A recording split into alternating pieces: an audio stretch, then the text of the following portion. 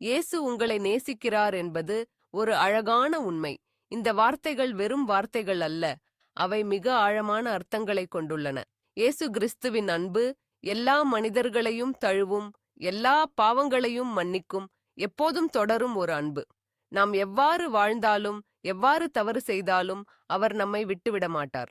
அவர் ஒவ்வொருவரையும் தனிப்பட்ட முறையில் நேசிக்கிறார். அந்த அன்பில் நம்பிக்கை வைக்கும்போது நமக்கு உள்ளம் அமைதியும் சாந்தியும் நம்பிக்கையும் கிடைக்கும். நம் வாழ்க்கையில் பல சோதனைகள், துயரங்கள், ஏமாற்றங்கள் சந்திக்கிறோம். சில நேரங்கள்ல நம்மை யாரும் புரிந்து கொள்வதில்லை அப்படின்னு தோன்றும். ஆனால் இயேசு நம்மை முழுமையாக புரிந்து கொள்கிறார். நாம் சந்திக்கும் துன்பங்களை அவர் உணர்கிறார். அவர் நம்மோடு இருக்கிறார், நம்மை வழிநடத்துகிறார். அவர் அன்பு சுமையில்லை, அது ஒரு ஆறுதலான, நம்மை உயர்த்தும் சக்தி.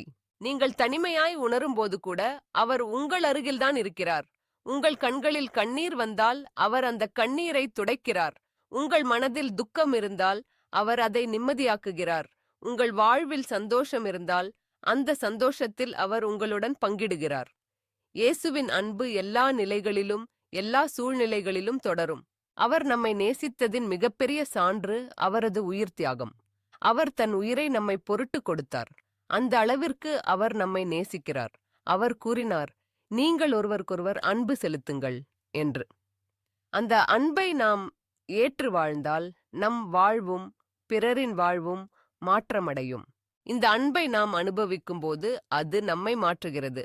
நம் மனதில் அமைதி, நம்பிக்கை, மன்னிப்பு, பொறுமை, தியாகம் ஆகிய நல்ல பண்புகள் வளர்கின்றன. இயேசுவின் அன்பை உணர்ந்தவர்கள் பிறரும் அந்த அன்பை உணர வேண்டும் என்று விரும்புகிறார்கள். அதனால்தான் பலர் மற்றவர்களுக்கு உதவுகிறார்கள், நல்ல செயல்கள் செய்கிறார்கள். நாம் எல்லோரும் தவறுகள் செய்கிறோம், ஆனா அந்த தவறுகளை கூட அவர் மன்னிக்கிறார். அவர் மனம் திறந்து நம்மை அழைக்கிறார். நாம் அவரது அன்பை புரிந்து கொண்டு வாழ்க்கையை முன்னோக்கி செலுத்தினால் எந்த சங்கடத்தையும் தைரியமாக எதிர்கொள்ள முடியும். இயேசுவின் அன்பில் நம்பிக்கை வைப்பது ஒரு புதிய தொடக்கமாகவும் அது நம்மை மாற்றும், நம்மை புதுப்பிக்கும்.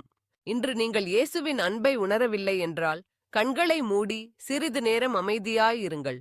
உங்கள் உள்ளத்தை திறந்து, இயேசுவே, உமது அன்பை எனக்கு உணர செய் என்று கேளுங்கள். அவர் உங்கள் அருகில் இருக்கிறார்.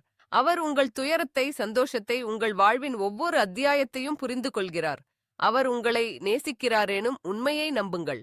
இந்த உலகத்தில் யாரும் உங்களை நேசிக்கவில்லை என்று தோன்றும் தருணத்திலும் அவர் உங்களை நேசிக்கிறார். அவர் உங்களுடன் இருக்கிறார். அந்த அன்பை ஏற்று உங்கள் வாழ்க்கையை சந்தோஷமாகவும் நம்பிக்கையுடனும் அமைதியுடனும் வாழுங்கள்.